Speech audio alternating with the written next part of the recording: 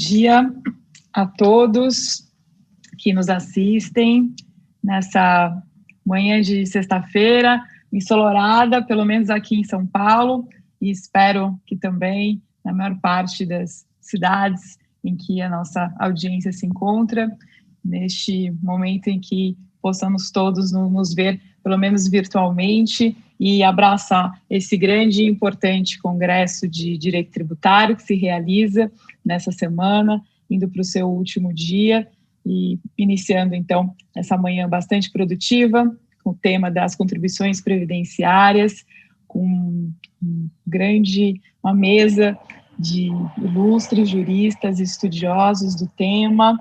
Bom dia, Leonardo, Paulo, Maurício, Fábio. Gostaria de dar aqui 2 recados importantes para a nossa audiência. O primeiro deles é uma boa notícia. Ao final do nosso painel, será sorteado um livro sobre temas de direito tributário, em homenagem ao nosso saudoso Gilberto Ulloa Canto, um dos idealizadores do CTN, presidente da BDF por 28 anos, quem todos nós aí pudemos, sem dúvida, desfrutar das suas lições deixadas do seu legado. O livro é formado por textos de diversos panelistas, inclusive aqui conosco hoje, e haverá então esse sorteio. E a segunda notícia é sobre uma enquete que teremos também durante toda a duração do nosso painel, um tema para a gente poder discutir e verificar também a opinião dos que nos assistem. Por favor, se puder colocar a pergunta na tela para que todos possam ver. Então, se eu ainda não estou vendo, se alguém que estiver vendo, meus colegas... Já está aparecendo. Ah, excelente. Então, eu que não vejo, até se puder ler para mim aqui, para não ter nenhum tipo de leitura incorreta, e explicando, então, a enquete estará aberta para votação, nos botões de sim ou não, e ao final nós amarraremos e saberemos a opinião. Por favor, leia para mim, para que não tenha nenhum tipo de problema. Bom, o direito de imagem de artistas e atletas possui autonomia para ser excluído do salário de contribuição? É uma boa pergunta, hein, gente? Vamos lá, vamos começar a ver, pipocar as nossas respostas, e com isso já inicio dando a palavra a você, Leonardo, para que possa nos ensinar um pouco, comentar um pouco sobre as suas impressões sobre a reforma previdenciária e os impactos tributários. Bom, bom dia, Flávia. É um prazer estar aqui com você. Cumprimento os demais painelistas também. Gostaria de agradecer a BDF pelo convite, que me deu a oportunidade de fazer parte desse evento, que hoje é algo absolutamente necessário e essencial, e já há muitos anos, no nosso calendário tributário,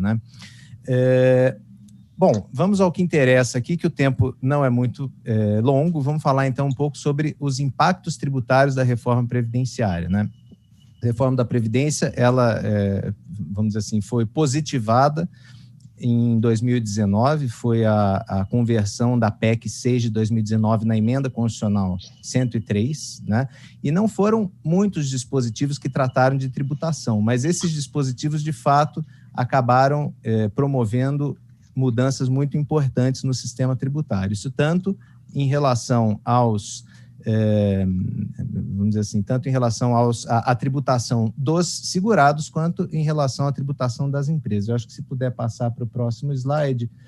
Bom, então, não dá para a gente deixar de passar sobre a contribuição paga pelos trabalhadores, Essa emenda acabou tratando assim, com muito mais, vamos dizer assim, ênfase e importância das contribuições devidas pelos segurados de regimes próprios, que são os regimes estatutários da União, dos estados e dos municípios que quiseram instituir, Isso está fora do regime geral de previdência, mas passou a haver uma disposição expressa na Constituição prevendo progressividade de alíquotas, né? E o que realmente nos chama atenção são disposições que foram criadas para cobrir o déficit atuarial que eventualmente se verifique nos cofres da Previdência, né? Então, primeiro, houve uma previsão expressa de que a contribuição ordinária sobre os salários dos servidores estatutários, né, vai poder incidir sobre os proventos de aposentadoria que superem um salário mínimo. Isso é uma discussão que, se não me engano, é bem antiga, com relação aos servidores públicos, e também passou a prever uma contribuição extraordinária em caso de déficit atuarial para suprir esse déficit, né? E a emenda 103 prevê ali na Constituição que essa contribuição vai ter tempo determinado. Só que o ato das disposições constitucionais transitórias também foi alterado e tem uma disposição meio marota ali, dizendo que esse prazo máximo é de 20 anos. Ou seja, gente, uma contribuição por prazo determinado com limite de 20 anos não me parece ser por prazo tão determinado assim. A gente vê tributos que já foram instituídos e extintos com, vamos dizer assim, ânimo de permanência que duraram muito menos. Então, isso, obviamente, os servidores públicos acabam vendo com alguma preocupação. Bom, seguindo ainda nessa linha, né, nós tivemos uma alteração importante no artigo 194 da Constituição, que elenca os princípios informadores da Seguridade Social. Um deles fala da diversidade da base de financiamento, né? A alteração que eu digo importante, ela tem mais a ver com contabilidade pública do que direito financeiro, até do que direito tributário, mas há agora previsão expressa para que sejam definitivamente segregadas as rubricas contábeis, vinculando despesas e receitas das áreas de saúde, previdência e assistência. Isso é importante para dar mais transparência à contabilidade pública, especialmente porque nós ouvimos há décadas sobre o déficit da Previdência Social, mas ouvimos pessoas também que dizem que déficit da Previdência é uma questão muito mais de ponto de vista do que efetivamente uma conta matemática pura e simples, em razão daquilo que é colocado como despesa e receita na Previdência, né? Então, a iniciativa, sob o ponto de vista de cidadania, inclusive, é louvável, né? A gente saber se a nossa Previdência, com mais exatidão, com mais clareza, se ela tem ou não tem um déficit financeiro, né? Bom, passando para o próximo slide, indo para os assuntos mais quentes, eu diria que, em relação à vida das empresas, houve duas alterações que são dignas de nota. A primeira diz respeito aos parcelamentos. Essa emenda prevê a vedação de parcelamentos de débitos de contribuição sobre a folha em prazo superior a 60 meses, tá? Isso é uma norma de eficácia plena, então isso já passou, teoricamente, a valer, e também alterou um dos artigos, um dos parágrafos do 95, dizendo que, na forma de lei complementar, vai haver vedação. Antes, o dispositivo previa que a lei complementar iria definir tetos, né, para remissão e anistia, mas, a partir de agora, a previsão constitucional é de que a lei complementar vai tratar da vedação à concessão de remissão e anistia, né? Remissão, perdão de principal e, por extensão, juros, e anistia, perdão de multa, né? Isso, e ainda existe uma disposição também dizendo que essa alteração se aplicaria só a parcelamentos futuros, né? Aqueles que estavam vigentes na legislação na data de entrada em vigor da emenda constitucional 103, continuariam valendo. Isso esclarece, por exemplo, um problema que haveria com a lei de recuperação judicial, que prevê parcelamentos de débitos tributários em geral até 84 parcelas, né? Mas existe uma vedação ali também nessa emenda, a reabertura de prazo ou prorrogação de prazos daqueles que já estavam vigentes, né? Então, não dá para chegar agora o legislador e querer reabrir o prazo do PAES, por exemplo, que foi o nosso Refis 2, porque, apesar desse parcelamento já existir, ele já estava encerrado, né? Então, não há que se falar em prorrogação de prazo. Isso nos preocupa bastante, porque nós estamos às voltas com uma discussão no Congresso sobre a aprovação de um PERT-Covid, né? Um Refis-Covid. Aliás, os flamenguistas aqui, PERT-Covid, me lembra aquele jogador sérvio que atuou principalmente no time de vocês, atuou no Vasco também, mas atuou principalmente no Flamengo. E isso nos preocupa porque as empresas realmente estão em dificuldade financeira e esse momento é um momento crucial. A gente sabe que existe uma tendência a se dar mais espaço à transação tributária e menos a esses parcelamentos especiais, mas nós estamos vivendo uma situação especialíssima. E 60 parcelas é o que a legislação já prevê para o parcelamento ordinário. Então, a gente precisa ver até que ponto isso pode emperrar a aprovação de algum parcelamento especial, né? E o outro ponto que eu diria também que, vamos dizer assim, é preocupante e é extremamente atual, apesar da emenda ser de 2019, diz respeito ao regime de desoneração, né? O artigo 195, parágrafo 9º, eu acho que começou no 6º, depois ele foi na emenda 20, né? Depois ele foi renumerado, foi para o 9º, prevê a possibilidade de se estabelecer bases de cálculo e alíquotas diferenciadas das contribuições ali previstas no 195, folha, receita, faturamento e lucro, né? Para a depender da atividade econômica desempenhada pelo contribuinte. Então, essa era a previsão original. Depois essa previsão foi sendo alterada e a emenda 103 acabou mantendo essa possibilidade, mas excluindo da base de cálculo, da possibilidade de haver uma base de cálculo diferenciada as contribuições sobre a folha, ou seja, excluindo constitucionalmente a possibilidade de se instituir novas contribuições substitutivas, né? Obviamente, existe uma ressalva nessa emenda de que as contribuições substitutivas, né, as bases de cálculo diferenciadas já em vigor na data da entrada da emenda vão continuar valendo, mas para o futuro não se pode mais fazer, instituir contribuições substitutivas, né? E por que esse assunto é tão atual? Porque a MP 936, recente, que foi editada esse ano e que foi convertida na Lei 14.020, previu a extensão do regime de desoneração previsto na Lei 12.546, que estava previsto para viger até o final desse ano, para o final de 2021, né? A lei de conversão saiu com essa prorrogação, o governo federal vetou, inclusive alegando inconstitucionalidade, e esse veto foi derrubado pelo Congresso. Então, e hoje o que nós vemos na Procuradoria da Fazenda é um movimento. E na Advocacia Geral da União, eles estão pensando ainda, estão testando a opinião pública para ver se eles vão ao Supremo e, por meio de ADIM, vão tentar derrubar, né, essa derrubada de veto, né, para que o regime de desoneração não se estenda para o ano que vem. Eu acho que se eles forem fazer isso, eles precisam fazer isso já, porque senão, vamos dizer assim, essa extensão vai começar a produzir efeitos a partir de janeiro, né? E, finalmente, ainda houve uma alteração no artigo 201 da Constituição prevendo a possibilidade de um SAT privado, né? Passou a disposição, diz que uma lei complementar pode disciplinar a cobertura de benefícios de acidente de trabalho a ser atendida concorrentemente pelo RGPS, o Regime Geral de Previdência Social, e pelo setor privado, né? Então, nós não sabemos o que vai vir dessa lei complementar.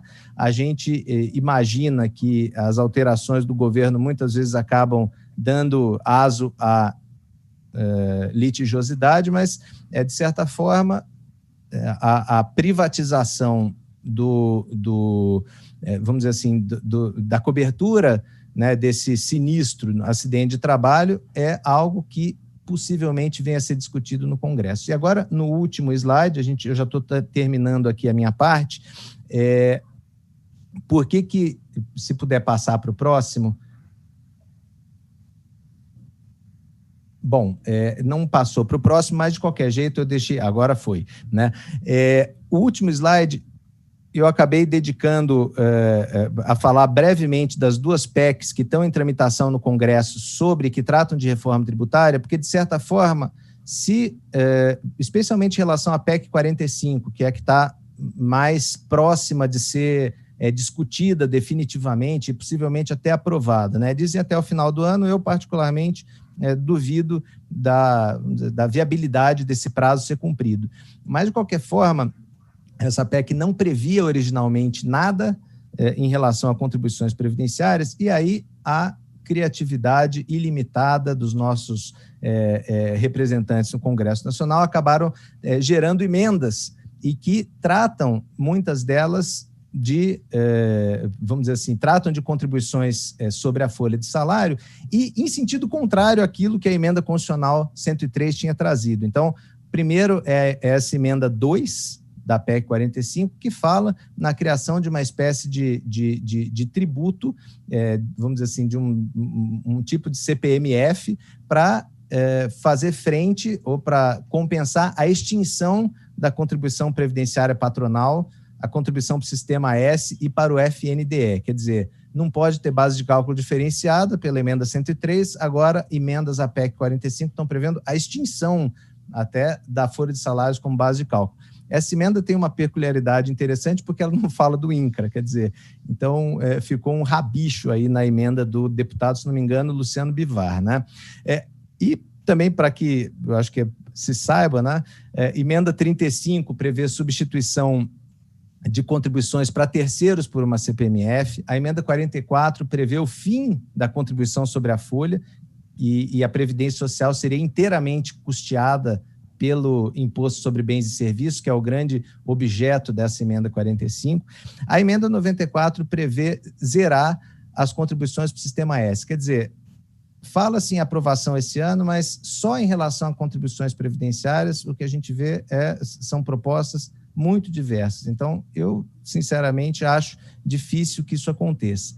E a PEC 110, que tem uma alteração ali, além dela prever uma melhor definição da base de cálculo, né, tem uma questão que está em discussão na PEC 110, que é a alíquota regressiva da contribuição previdenciária patronal de acordo com o tamanho da base de cálculo. Quer dizer, quanto mais gente eu emprego, menos eu pago. Tá? A proposta é interessante sob o ponto de vista do empresariado, mas muito provavelmente ela deva sofrer algum tipo de contestação por parte de alguns setores da economia, porque isso significa que o pequeno empresário que não pode se valer do benefício do Simples e que tem poucos empregados vai acabar tendo uma carga tributária maior, né? E o último ponto dessa PEC 110 que é interessante é a previsão de uma obrigação dessas plataformas de intermediação, né? Estilo Uber, por exemplo, sem querer fazer propaganda de uma empresa ou outra, o Uber 99, então eu falo de todas, né? Que elas passem a reter contribuições previdenciárias ao fazer pagamento para os motoristas, né? Então, isso também é uma evolução interessante na legislação previdenciária. Então, assim, o que nós tivemos de impactos tributários em 15 minutos é isso, o que vem pela frente, aparentemente, está nessas duas emendas. Então, devolvo a palavra aí à nossa chera Flávia Koifman. Acho que cumpriu o horário. Antecipadamente, sobrou tempo. O nosso palestrante seguinte, o Fábio, vai poder contar com esse tempo. Então, obrigada.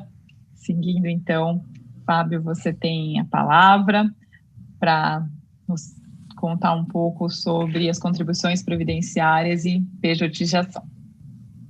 Obrigado, Flávia. Cumprimento aqui os meus colegas de painel, né? Maurício, Leonardo, Paulo. Enquanto o Leonardo fazia aqui uma brilhante exposição, eu estava olhando o nome de todo mundo, tem uma dominância dos italianos, né? Inclusive aqui nesse painel, e quase todo mundo tem a consoante dobrada aí também, né? Tirando o Paulo, né? Interessante isso, né? Deve significar nada, uma coincidência peculiar. Assim, achei bem interessante o tema que me foi proposto pela BDF, a quem agradeço também o gentil convite de participar aqui, para falar um pouco sobre pejotização. Na verdade, o primeiro slide não é esse, inclusive, está aparecendo aí. O primeiro slide é da terceirização à pejotização. Isso, aí esse. Eu botei esse título assim porque quando eu comecei a acompanhar essa discussão de pejotização, isso me lembrou muito Meus tempos lá de auditor fiscal, lá em 97, quando comecei a trabalhar com esse negócio, que se falava, o tema lá na moda era terceirização. O que pode terceirizar, o que não pode, o que isso gera um impacto negativo na receita previdenciária, poderia o auditor fiscal reconhecer vínculo direto com o tomador de serviço, e é interessante que esse assunto evoluiu bastante, né, como a gente sabe, eu vou falar um pouquinho sobre isso daqui a pouco, e se tornou um pouco mais complexo, porque hoje a gente tem essa figura da pejotização, que seria a contratação direta de profissionais por meio de uma pessoa jurídica. Nós, advogados, por exemplo, né, vivemos muito isso. E aí, em que medida isso é passível de tributação? Será que poderia o auditor fiscal da Receita Federal, ao analisar uma relação privada entre duas empresas, entender que aquela contratação, na verdade, retrata ali um contrato de emprego, um contrato laboral, e que, portanto, haveria uma simulação das partes, poderia se tributar como estipula a Constituição e a Lei 8.212? Então, essa é a discussão. E aí, para tentar entender um pouco isso, né, e tentar estabelecer algumas premissas, a gente tem que partir de uma análise inicial importante, que é o seguinte: o nosso modelo previdenciário, eu costumo dizer que ele tem uma falha de origem, né, um vício de nascimento, que é priorizar as relações de emprego. Nosso modelo protetivo ele é baseado no sistema de seguro social, que é oriundo do modelo alemão do século XIX, que foi construído olhando para o empregado, para o trabalhador subordinado e basicamente para o homem. E isso, claro, sofreu modificações, adaptações, mas é aquela história, que nem você pegar um carro velho que você vai tentando ele consertar, né? Mas ele vai continuar cheio de defeito. Então, nosso modelo previdenciário tem esse problema, e isso se reflete dentro da dinâmica de financiamento. Por isso que os fundamentos de incidência, como eu coloco aí, como estabelece a Constituição e a Lei 8.212, são basicamente em torno da folha de salários.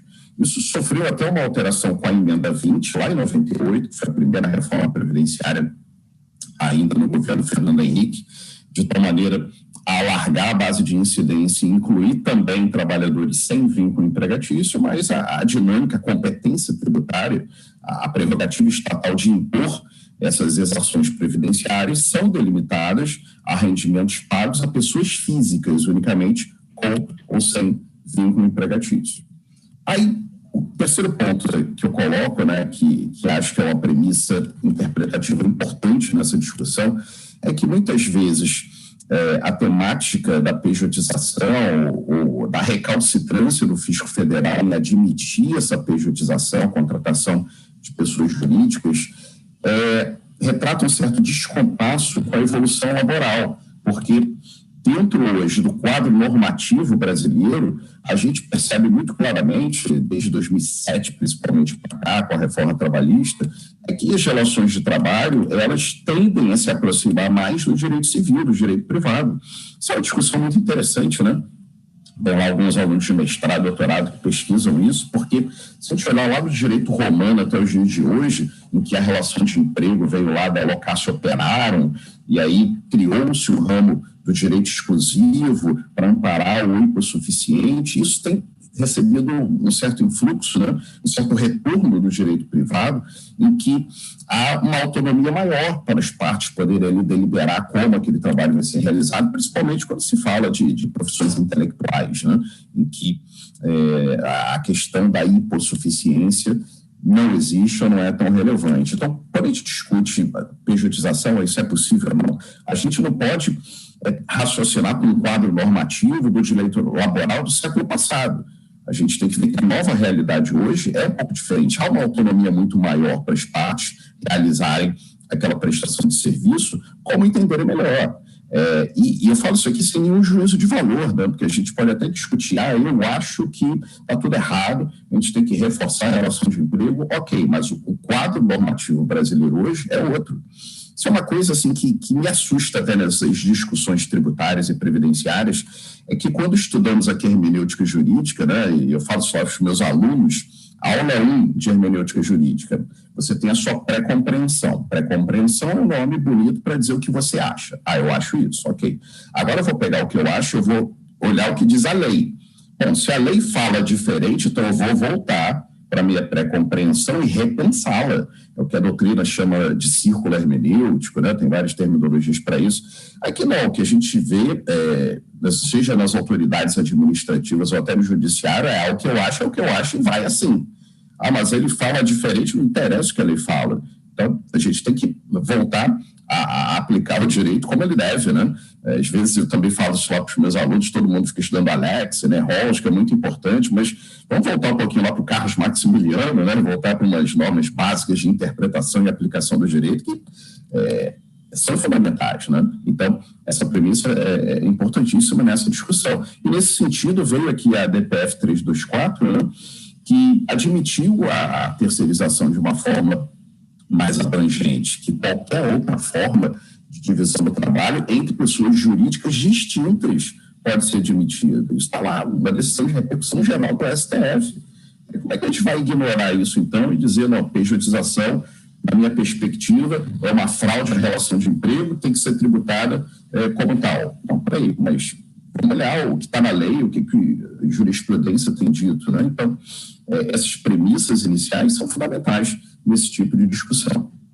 Bom, aí indo aqui para o segundo slide, em que eu passei alguns cenários da nova realidade, eu falo do novo trabalho temporário. Chamei de novo trabalho temporário porque foi uma alteração lá de 2017 na Lei 6.019 de 74, que fala do trabalho temporário. Isso aqui é interessante que a relação original do trabalho temporário era muito restrita, né? Era aquela história de adicional, extraordinário de trabalho, substituição de pessoal regular e permanente. Hoje tem uma previsão muito mais aberta, que é a demanda complementar de serviços sem vínculo empregatício, ou seja, novamente dentro da nossa premissa do primeiro slide, o novo quadro normativo brasileiro, em que há espaço maior para negociação e contratação sem relação de emprego.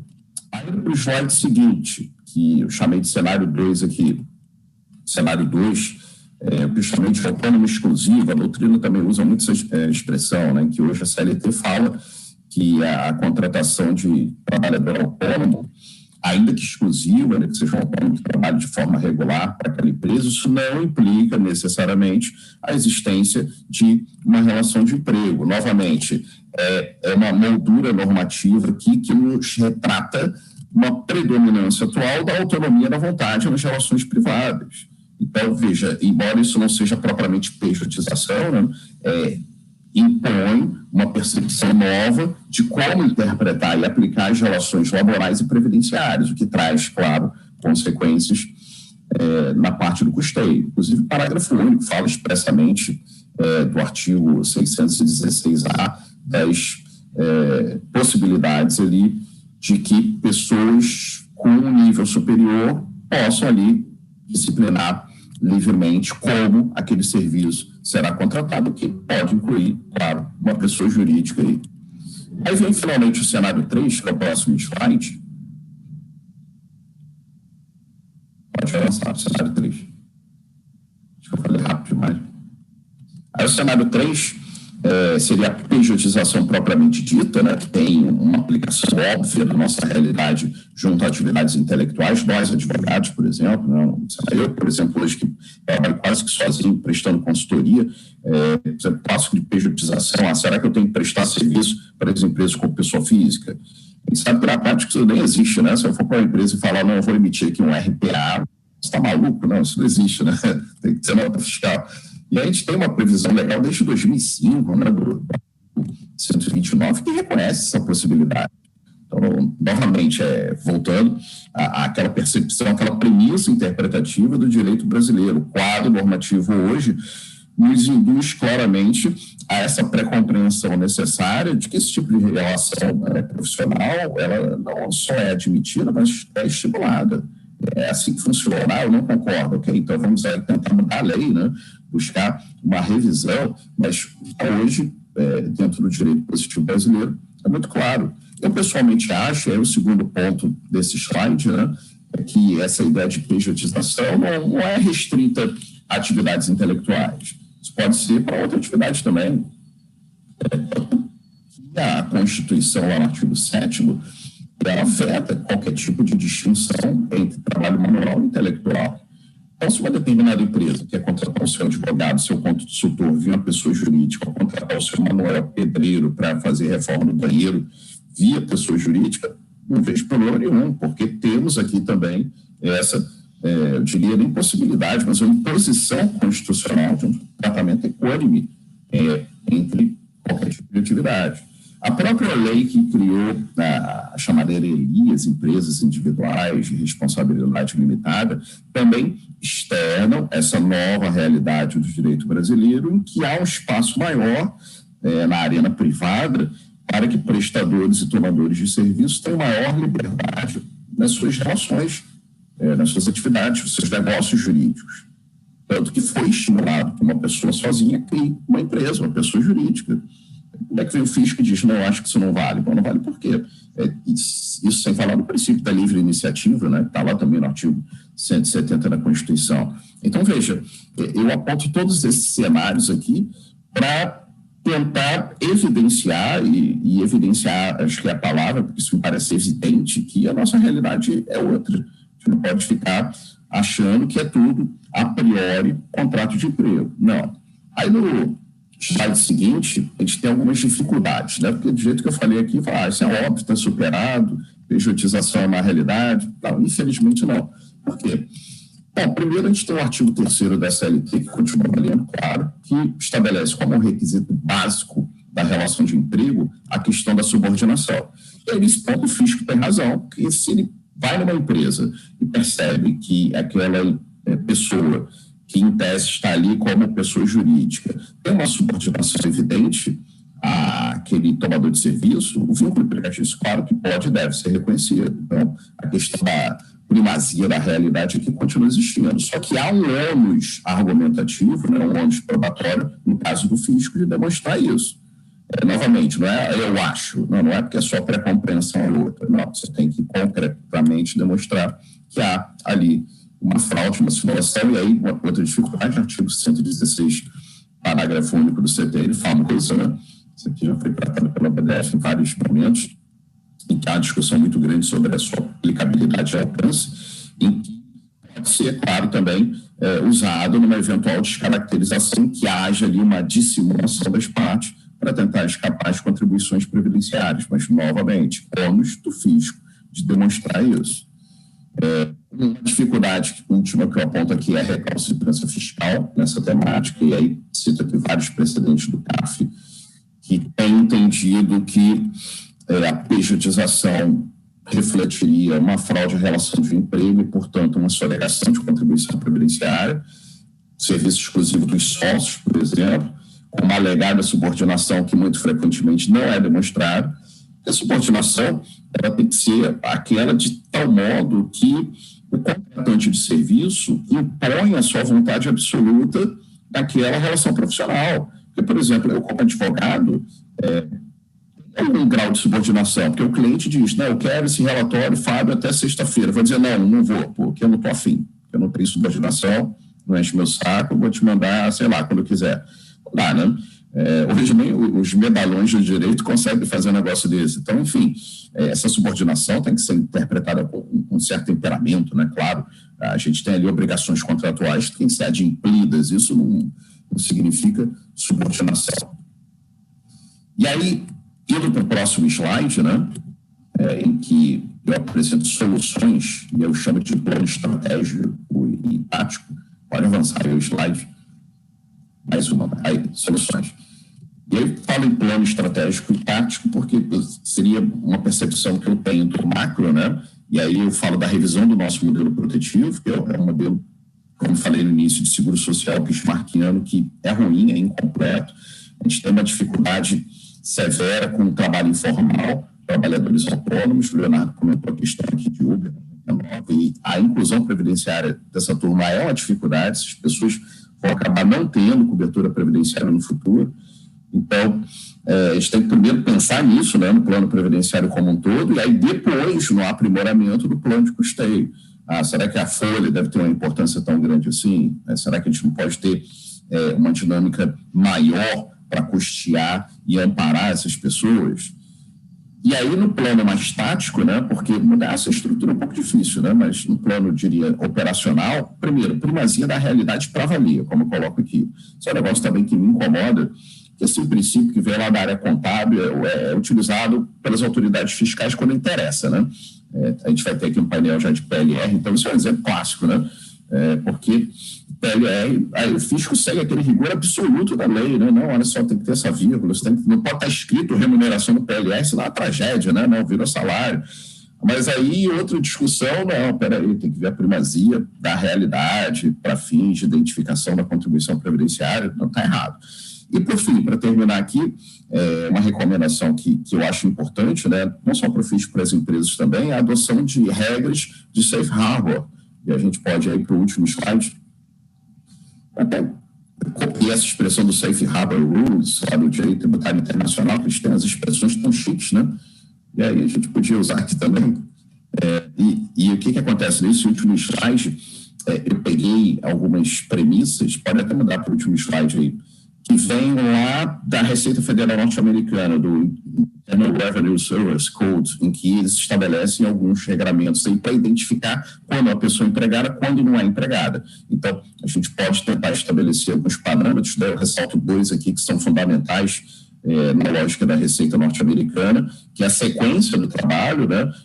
Seria a dominância absoluta, aquela ideia que eu falei da subordinação real, e também a questão do lucro-prejuízo, né? De que o indivíduo que está prestando serviço, ele não tem aquele rendimento garantido, mantido ali mês a mês, que seria típico do salário. Agora, a partir da análise de todo esse conjunto aqui concreto, de acordo com a situação ali, a gente pode identificar se a pessoa realmente é um empregado ou se é uma pessoa jurídica prestando serviço dentro do que é o direito positivo. Enfim, era isso que eu tinha que falar aqui dentro do tempo proposto. Até roubei um pouquinho do tempo do Léo, que gentilmente me cedeu 2 minutos. Agradeço novamente a todos o convite aqui. Peço desculpas se falei um pouco rápido, né? Mas, enfim, era isso. Devolvo a palavra à nossa presidente. Muito obrigado a todos. Obrigada, Fábio. Muito interessante a forma como você coloca do modelo, né, da gênese vinculada. Eu estou aqui, né, pensando ao empregador, né, a folha, e o que a gente viu aí no caso dos aplicativos, enfim, né, esse evento mais recente, que tem uma outra lógica, né? O que é importante é garantir a Seguridade Social a todos, né? E não por meio do modelo de emprego, né? Que é da onde vem a maior parte do custeio. Então, precisa ser mais distributiva a fonte, né? Muito, muito interessante, porque o que eu imagino é que não se queira uma relação de emprego, né? Se queira uma aposentadoria, né? Outros benefícios, e tudo está intrigado ali, truncado. Muito bom. Vamos prosseguir, então, com essa nossa manhã, trazendo a palavra, Dr. Paulo Caliendo, para nos falar sobre 3 temas, assim, bastante tênues também: Stock Options, PLR e bônus. Vamos lá, ouvi-lo. Por favor, Paulo, a palavra é sua. Muito obrigado, Flávia. Para mim é uma honra estar aqui no 5º Congresso Internacional da BDF e faço agradecimento em nome do presidente Gustavo Brigagão. Realmente um sucesso esse evento, um evento de magnitude gigantesca, e fico muito feliz de estar na presença de grandes especialistas e todos estudiosos nessa área. Eu vou tentar trazer algumas perspectivas e indagações sobre o tema. Fico feliz também porque assisti 2 excelentes aulas iniciais, do Leonardo e do Fábio. O Fábio realmente foi uma perspectiva geral que eu acho que se adequa plenamente a esse tema, e dizer que realmente, Fábio, nós estamos aqui num paradigma, numa mudança de paradigmas. É um paradigma anterior, eu creio que muito vinculado ao modelo corporativo italiano que foi introduzido no Brasil nas questões de relações de emprego, e nada melhor que ver um descendente italiano, como Fábio Zambiti, propor um novo paradigma. Talvez seja um sinal de mudança claro, divisor de épocas, né? E só para comentar que esse dupla consoante, Fábio Zambiti, ela se refere aos italianos nobres. Os italianos mais pobres, que são do sul, como os Caliendo, eles não têm o duplo L. Mas dizer que também é uma honra, porque os italianos são muito criativos, mas para organizar o pensamento dos italianos, nós precisamos de um alemão, de um descendente de alemães, e nós temos a Flávia, que nos permite essa coordenação perfeita na presidência. Mas que tem um Baruzzi no meio. Tem um Baruzzi no meio. É Baruzzi com 2 Z's e o código. Brincando também. São os italianos saudando essa nossa trajetória histórica em relação às relações de trabalho. Então, nós estamos repensando um pouco essa herança. Mas eu acho que essa questão do paradigma ela é muito importante. Eu vou tocar um pouquinho mais ao final. E o tema das stock options é um tema que chama bastante atenção. Eu não vou tratar exatamente do tema do PLR. Eu sei que o Maurício tem uma apresentação bem firme sobre o assunto, então eu vou passar rapidamente por ele. Tá? Então, se puder passar, por gentileza, acho que é da Núbia, né? A próxima lâmina.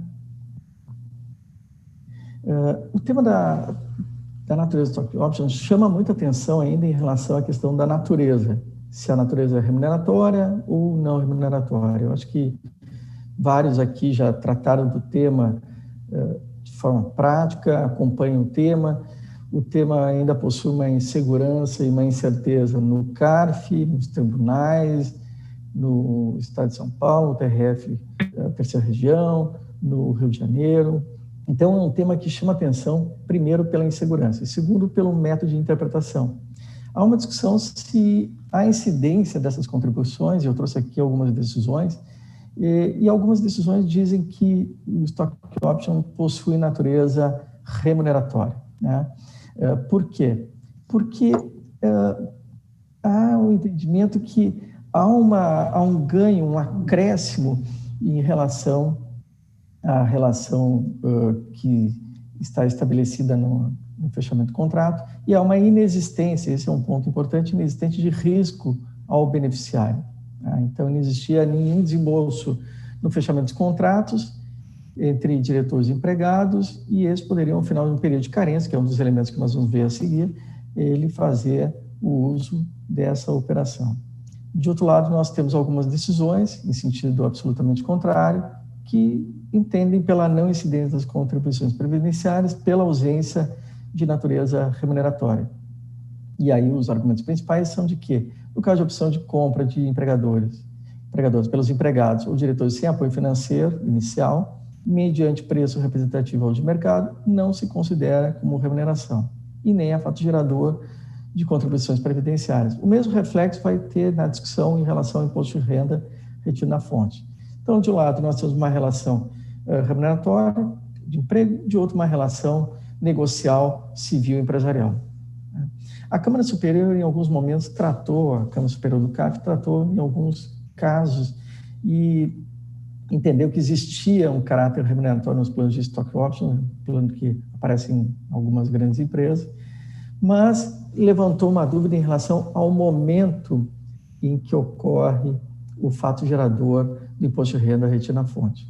Se seria no momento da outorga ou no momento do exercício das opções ou da venda das ações de mercado. Então, apesar de entender que existiria uma natureza remuneratória, a questão do momento passaria a ser uma discussão importante, e isso talvez influenciaria a base de cálculo em relação à formatação das stock options e, portanto, isso teria um resultado, talvez, que amenizasse o interesse do fisco na cobrança.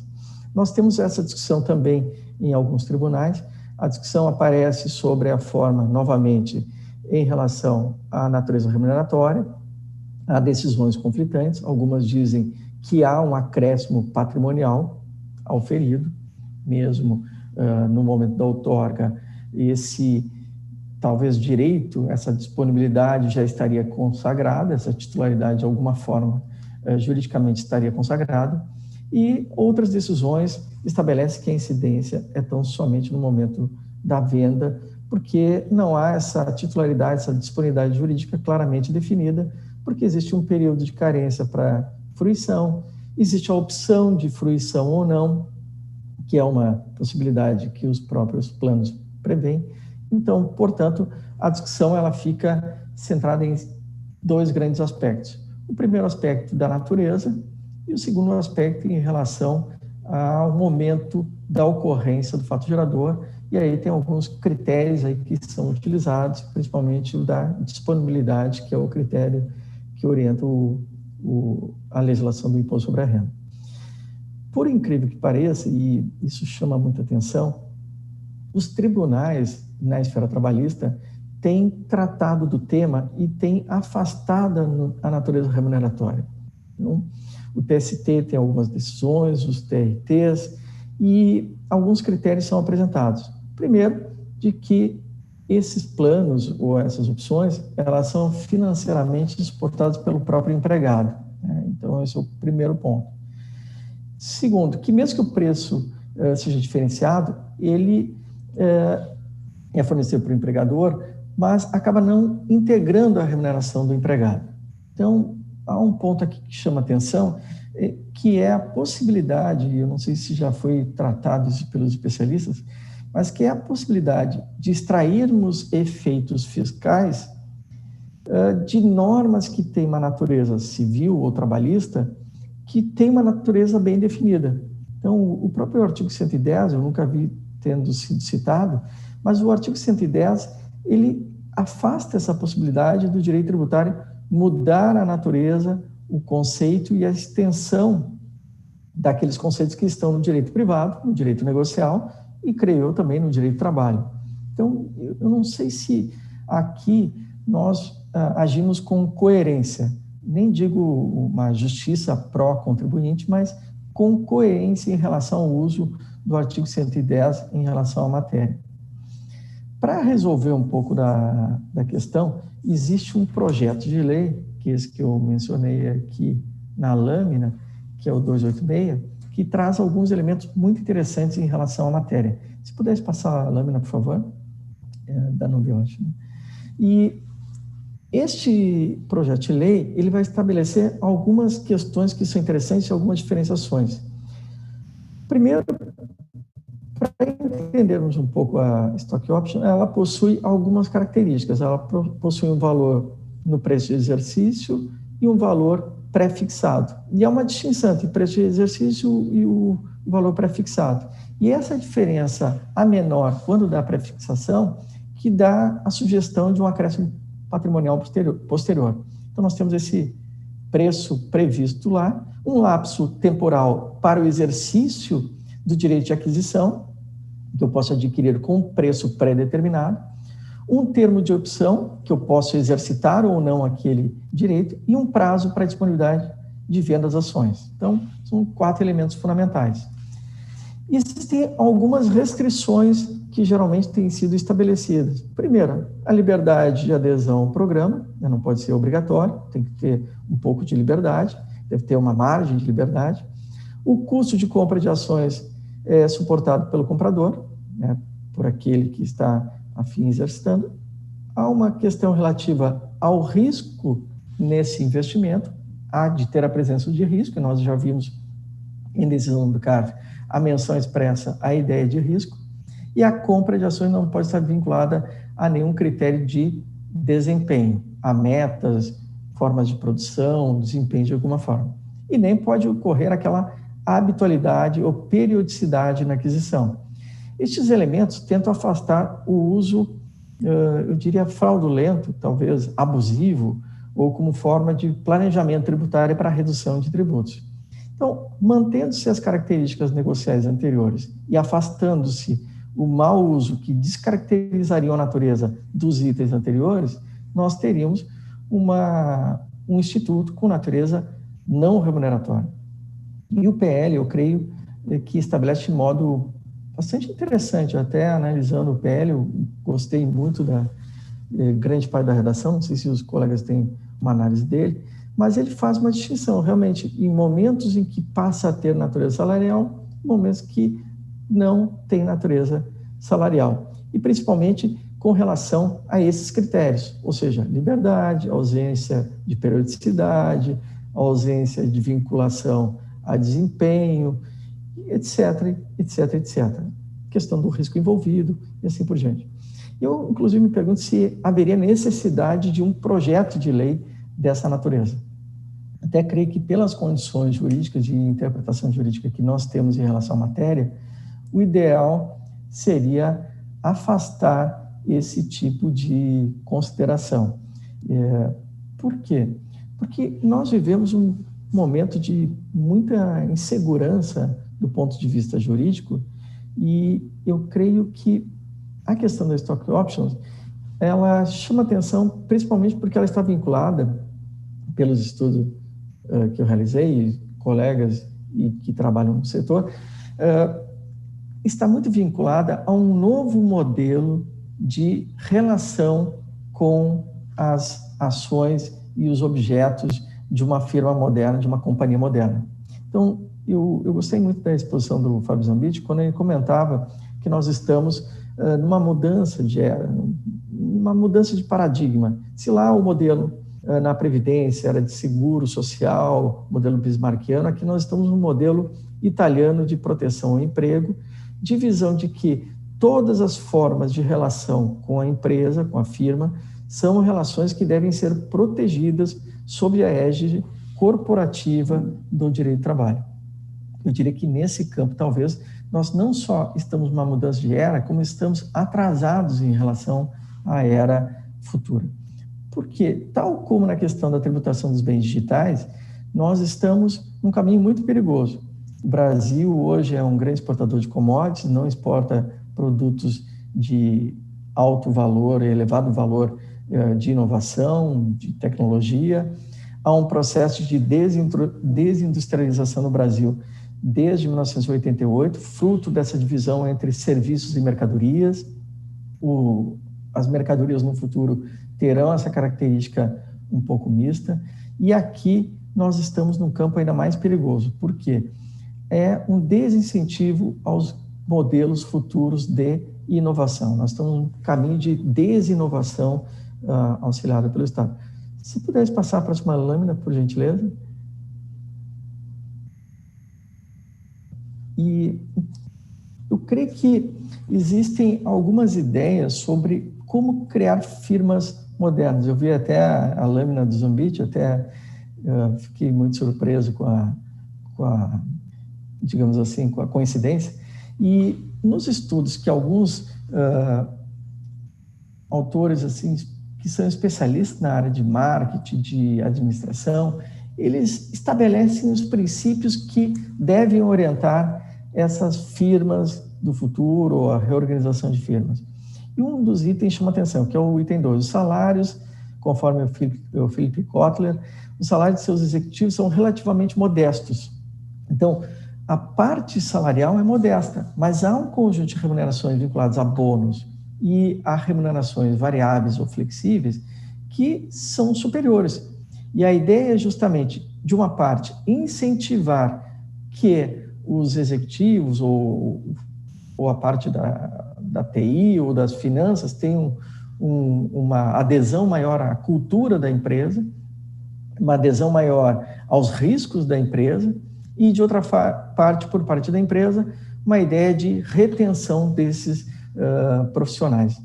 E a ideia geral que aparece em todos esses elementos, ou seja, das 8 características de empresas admiradas pelo mundo inteiro, uma pesquisa que ele fez de forma bastante clara, todos eles ressaltam essa ideia de um novo relacionamento e uma nova forma de reestruturação dessas relações. E nenhuma desses elementos aparece como sendo um elemento de fraude fiscal ou de abuso fiscal. Então, me chama muita atenção também que muitas vezes nós falamos em direitos fundamentais e como proteger os direitos fundamentais do contribuinte.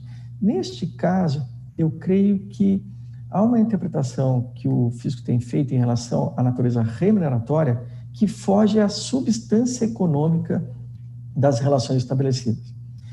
E eu creio que neste campo, muitas vezes a gente fala que nós devemos analisar, como disse o Zambit, claramente a lei e a vírgula da lei, mas esquecemos da análise do propósito econômico.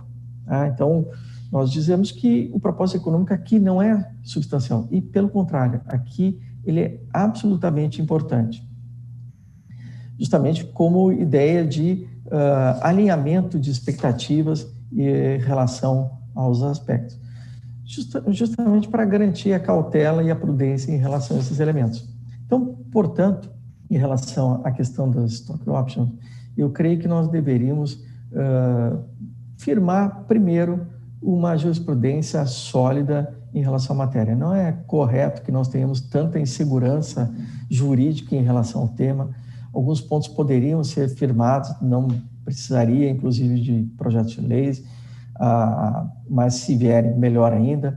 A ideia de substância econômica é importante nesse caso. Nós falamos tanto em propósito negocial em relação ao planejamento tributário, e aqui a substância econômica realmente não é de afastar as relações de emprego e ter uma redução da carga tributária. Então, por isso, já partindo para os finalmente, se quiseres passar a última lâmina, eu creio que nesse aspecto, em relação ao stock options, nós deveríamos ter um divisor claro. De um lado, a atividade não remuneratória, quando não há a presença de alguns elementos fundamentais, como a habitualidade, quando nós temos a fixação prévia com alguns ganhos, sem margem de risco e assim por diante, mas seria interessante montarmos uma postura clara e definida em relação à admissão de stock options com ausência de caráter remuneratório quando cumpre seus requisitos. E o fato gerador vinculado tão somente ao momento da venda e operação em mercado. Muito obrigado, Flávia. Passo novamente a palavra e a sua presidência.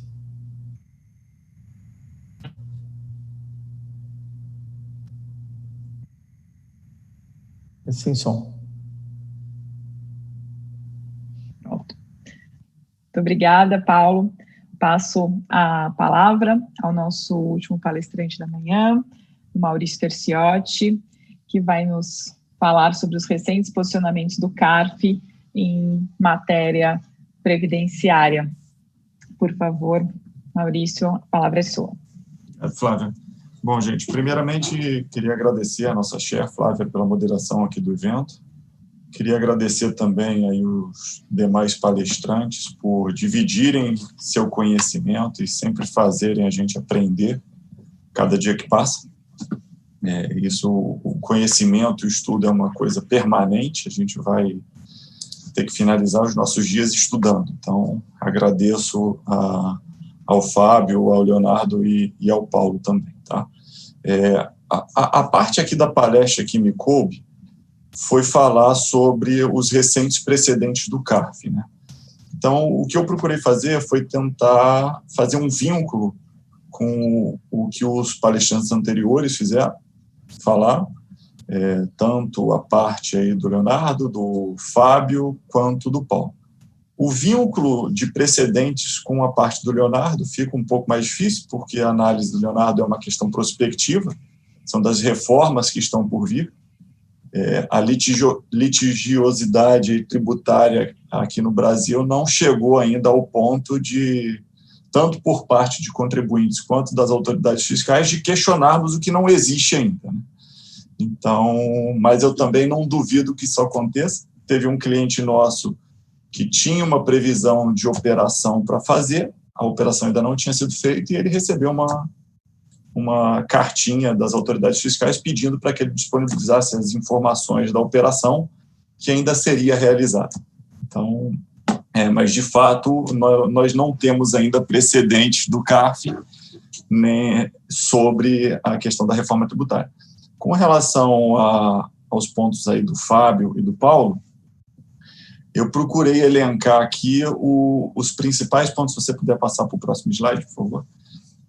E um deles é a questão do conceito de remuneração. Né? O conceito de remuneração, ele acaba perpetrando grande parte dos precedentes que analisam questões previdenciárias, porque a base da da contribuição previdenciária é exatamente a remuneração. E aí a gente entra no que se enquadra como remuneração, né? Quando a gente vai lá na base do sistema da Previdência Social, da Seguridade Social, que é o artigo 195 da Constituição, o artigo 195 menciona que a Seguridade Social vai ser custeada pela União, Estados, Distrito Federal, municípios, pelo empregado, pelo empregador e pelo importador. E aí, quando ele vai definir a forma de cálculo dessas contribuições, ele menciona que é a remuneração. Dentro da remuneração entra também os ganhos habituais, né? Nós tivemos uma discussão muito grande no CARF do que se enquadraria como ganhos habituais. O artigo 28 lá da Lei 8.212 estabelece o conceito de remuneração do trabalho e diz que são os valores recebidos como remuneração do trabalho a qualquer título, inclusive os ganhos habituais. Essa questão chegou no STF, o STF também referendou o entendimento de que os ganhos habituais eles se enquadram dentro da parte da remuneração, mas a questão é saber o que se enquadra efetivamente como um ganho habitual. E aí os precedentes do CARF definiram que se enquadra como ganho habitual aquilo que tenha previsibilidade. Então, nesse conceito, sempre que nós tivermos como prever o recebimento de um valor, esse valor vai ser enquadrado dentro do conceito de remuneração para fins de cálculo das contribuições previdenciárias.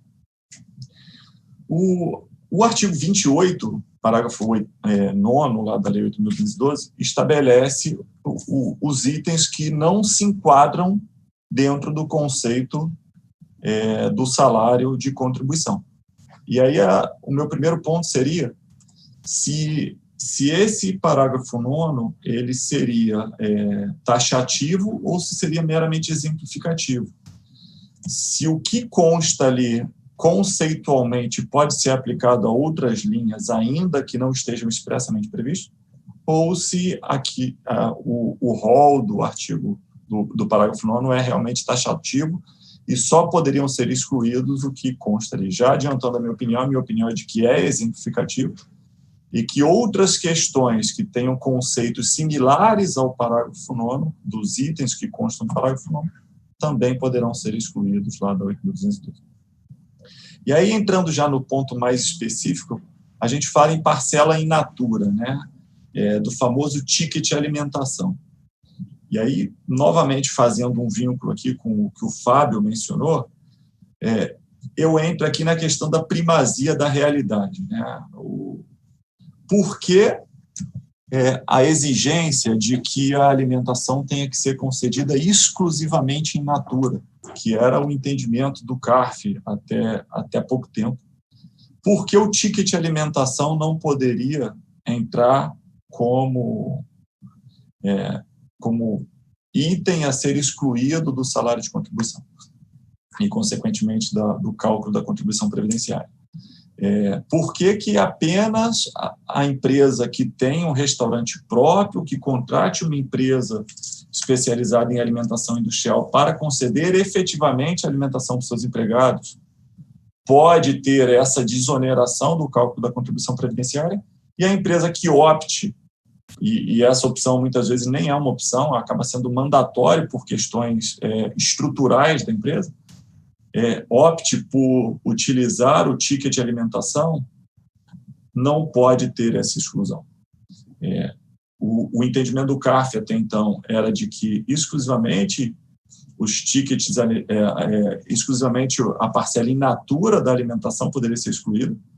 Nós tivemos, depois da reforma trabalhista, uma mudança já de entendimentos da própria Receita Federal, porque a reforma trabalhista estabeleceu que o auxílio alimentação poderia ser fornecido, vedado o seu pagamento em dinheiro.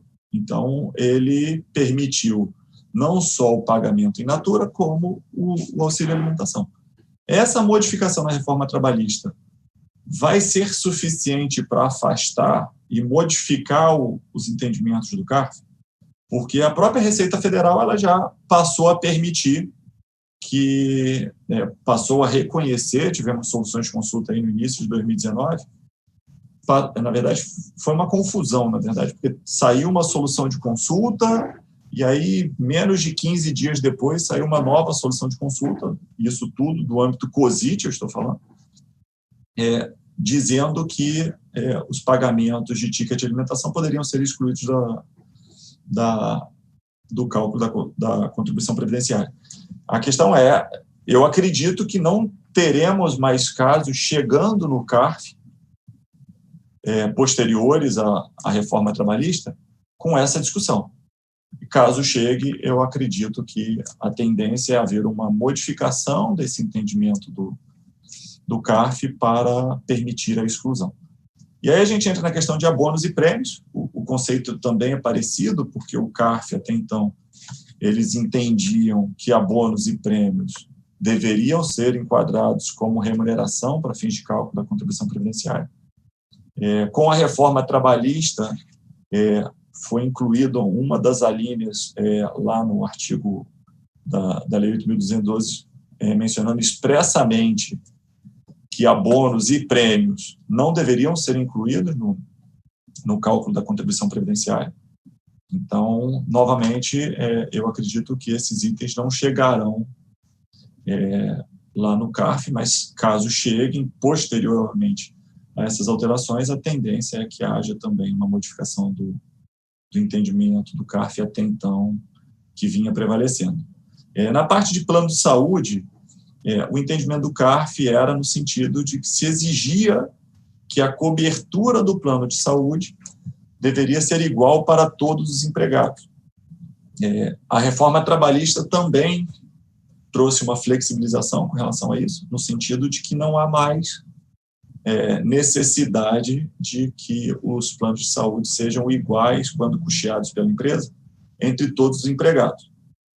A questão, então, é saber se, e aqui sim eu ainda vejo a possibilidade desses precedentes chegarem no CARF, porque nós não tivemos uma mudança específica da legislação previdenciária.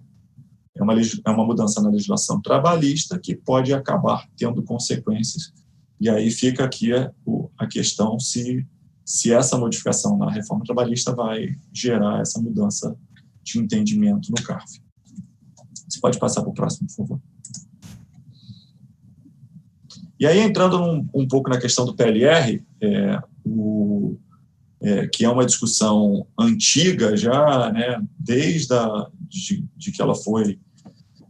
que a Lei 10.101 foi instituída, que nós temos discussões aqui, não só administrativa, como consultorias rotineiras aqui dos clientes, questionando a forma adequada de instituição do PLR.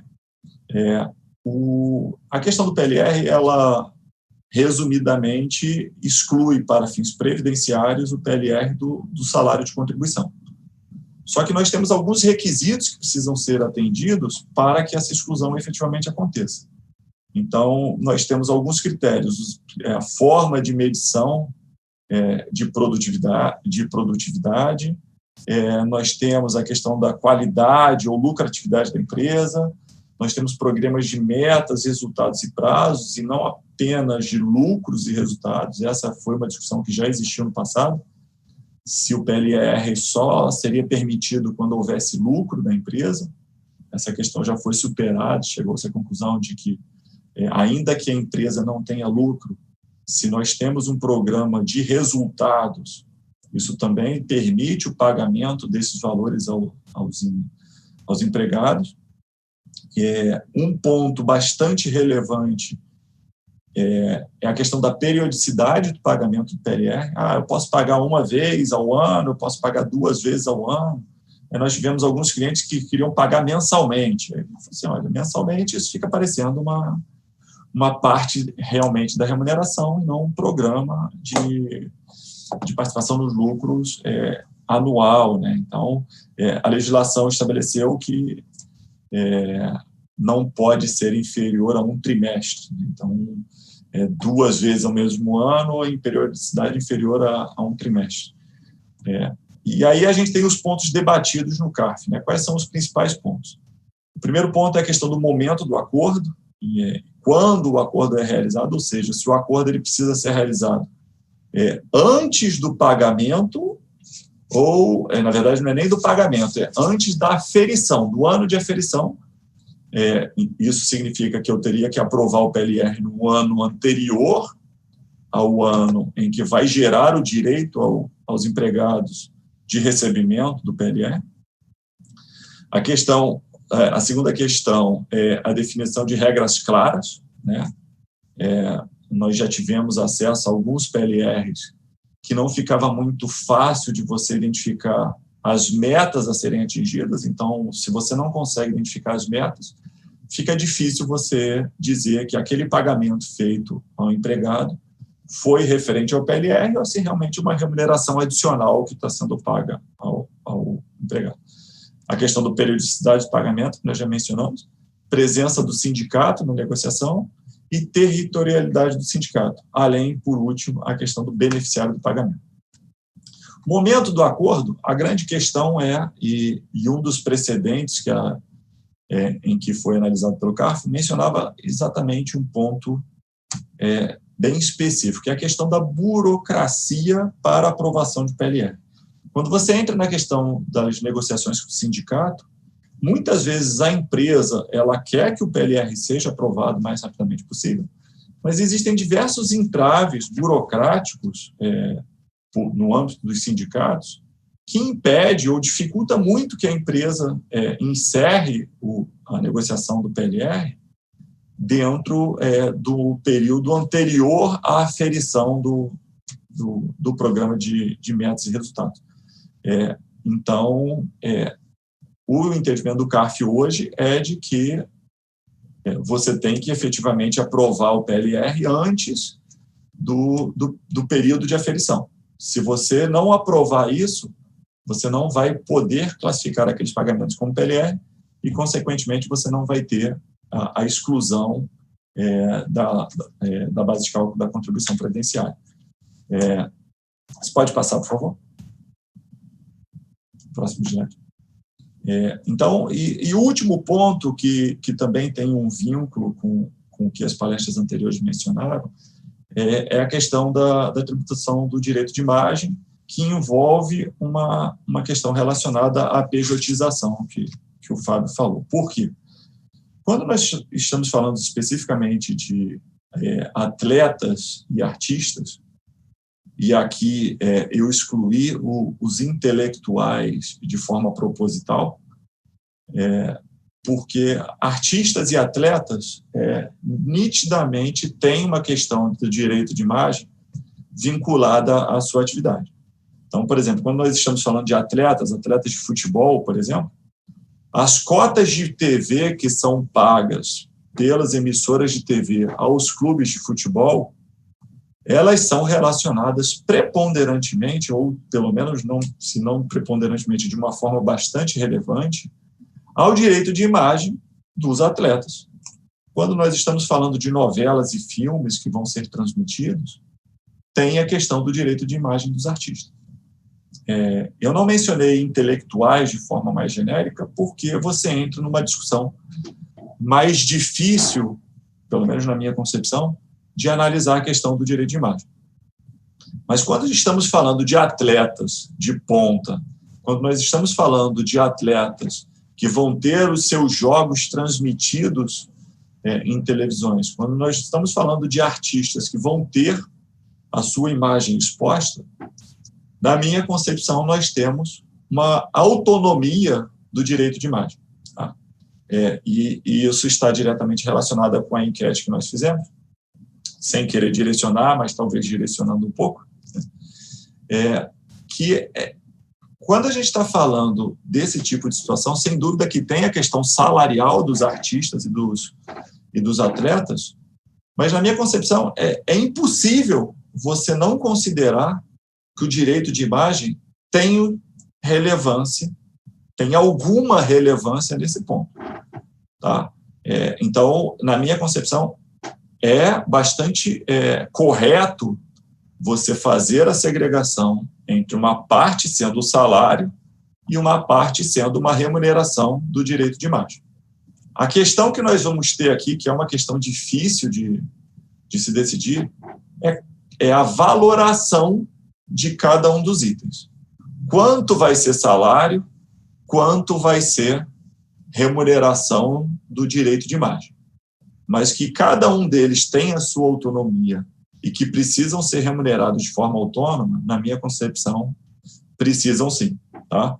Principalmente quando a gente analisa o artigo 129, que o Paulo mencionou, que o Fábio mencionou, na verdade, falando da regularidade de constituição de pessoas jurídicas para prestação de alguns serviços ou para, neste caso específico, receber a remuneração do direito de imagem.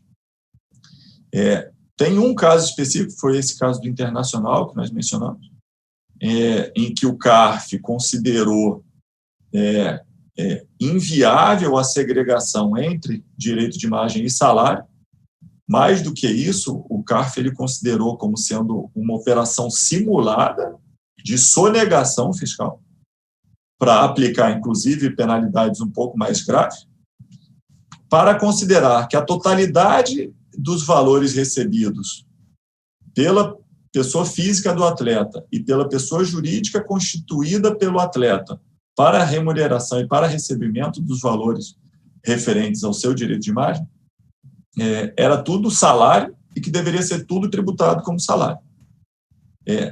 Nós tivemos o caso de alguns atletas de basquete do Flamengo, por exemplo, que recebiam a remuneração dessa forma, tributaram na pessoa jurídica para fins de RPJ, CSL, PIS, COFINS e ISS todos os valores que recebiam a título de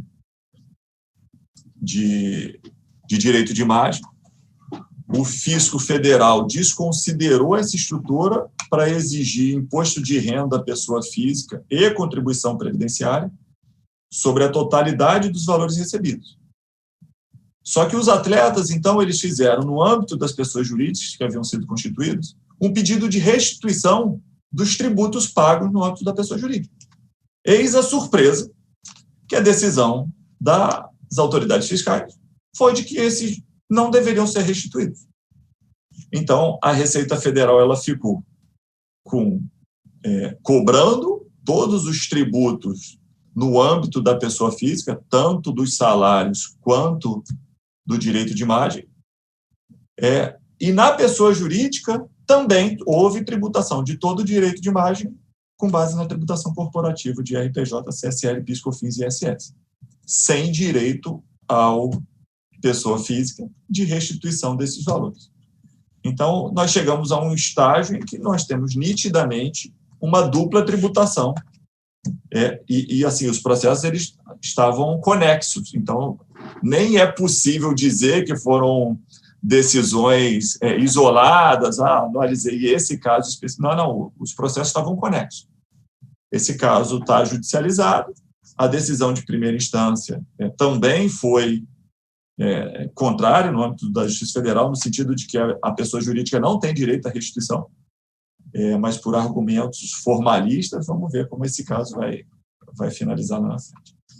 Bom, gente, eu acho que esses eram os pontos que eu tinha para trazer aqui para reflexão, para análise de como a jurisprudência do CARF vem se posicionando sobre algumas questões previdenciárias, fazendo aí alguns questionamentos, como que eu enxergo que a jurisprudência tende a se manifestar daqui para frente, considerando aí algumas alterações legislativas.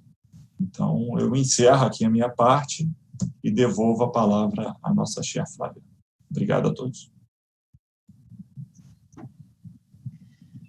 Muito obrigada por trazer esses temas que, pelo menos aqui, vou dizer por mim, fiquei raciocinando, né, se realmente eu pudesse ter um direito de imagem aí, como eu faria essa tributação, mas certamente imagino que pela nossa formação, se eu pudesse ter esse direito, eu entenderia que seria realmente uma relação de direito privado, de natureza civil, né? Não imagino, até porque os valores, né, dependem de eventos que não o próprio trabalho, né, da pessoa.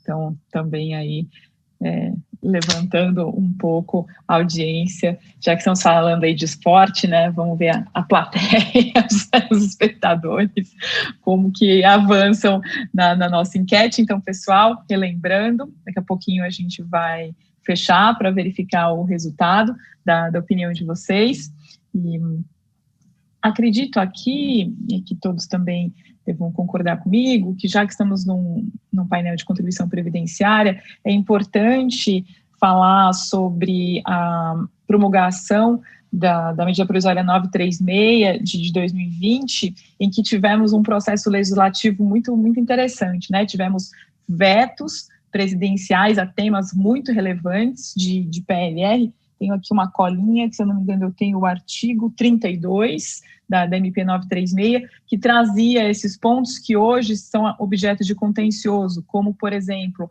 a data da fixação do prazo, né, anterior ao início do período de aferição. Então, a MP, por exemplo, traz uma inovação muito relevante, que são 90 dias antecedentes ao pagamento. Então, estabelece marcos temporais aí muito diferentes. A questão dos sindicatos, que também é objeto de muito contencioso.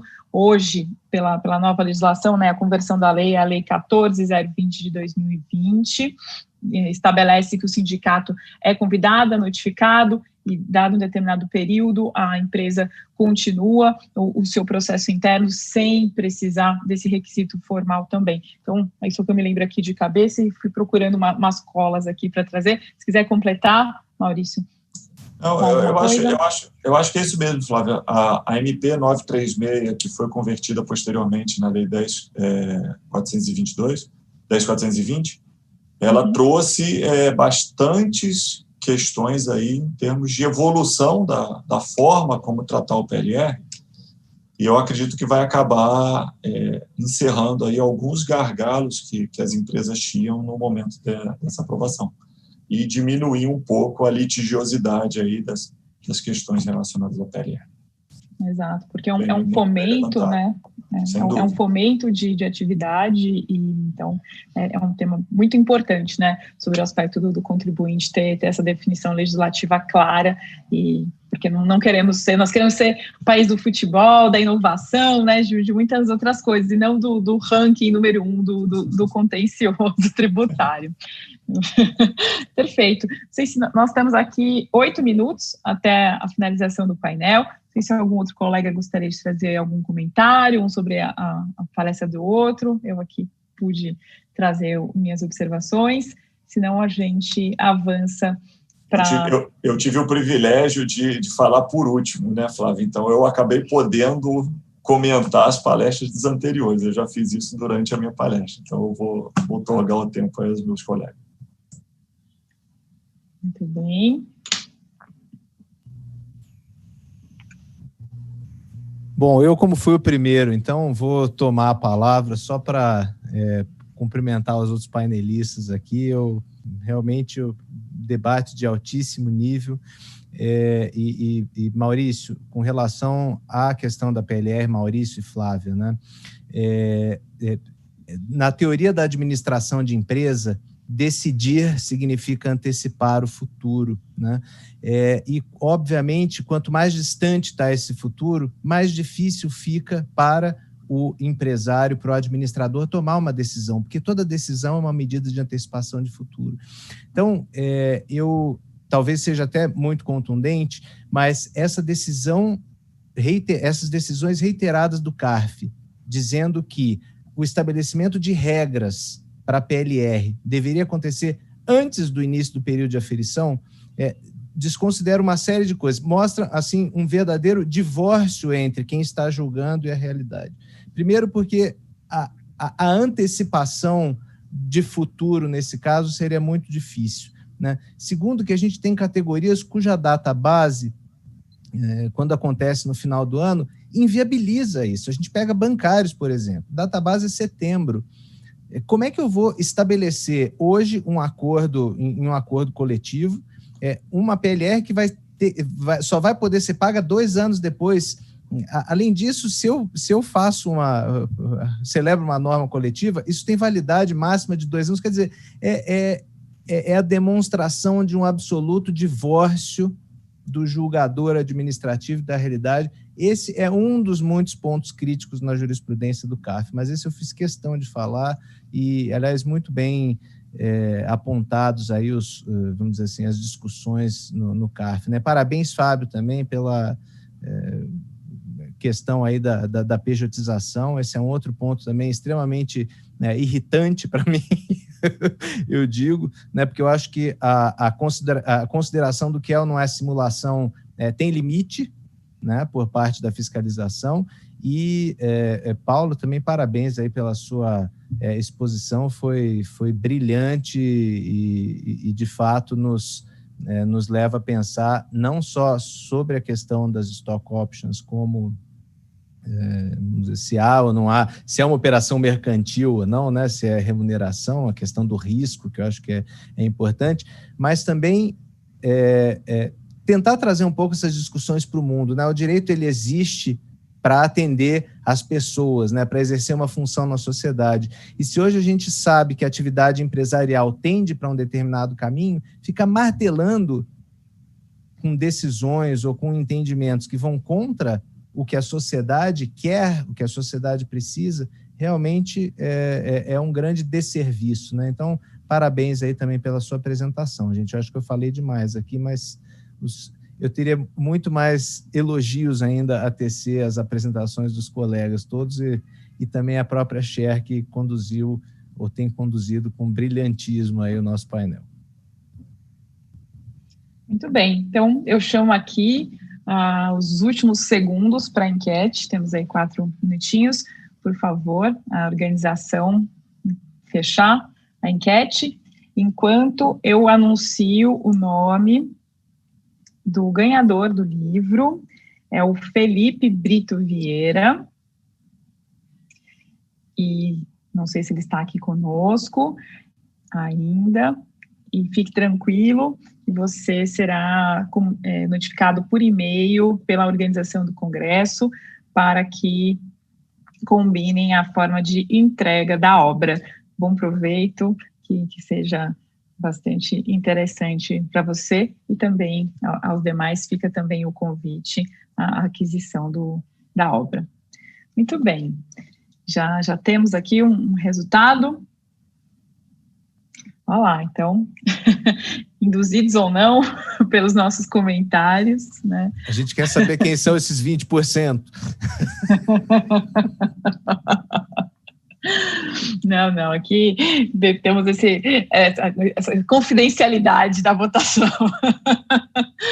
Muito bem, então, de maneira aí majoritária, a concordância de que o direito de imagem, né, de atletas, de artistas, tem um outro regramento jurídico e, portanto, uma autonomia em relação aos salários de contribuição, né? Eu fico só imaginando nesse caso do internacional, né, e também como ficaria, né? Imagina que maravilhoso, né? Esse 13º, 1/3 de férias, né? Tudo isso integrado a um direito de imagem que tem um conteúdo, né, publicitário, leva em consideração uma outra métrica. Então, realmente, nesse caso, eu imagino essas reclamações trabalhistas, né, que acontecem em que esses jogadores, enfim, artistas também pedem essas verbas, né, incidentes sobre tais valores. E torço pelo sucesso aí da repetição do In the Habit do time de basquete. que loucura. Eu desconhecia esse caso, né? Quanta incoerência no posicionamento jurídico, né? Muito bem.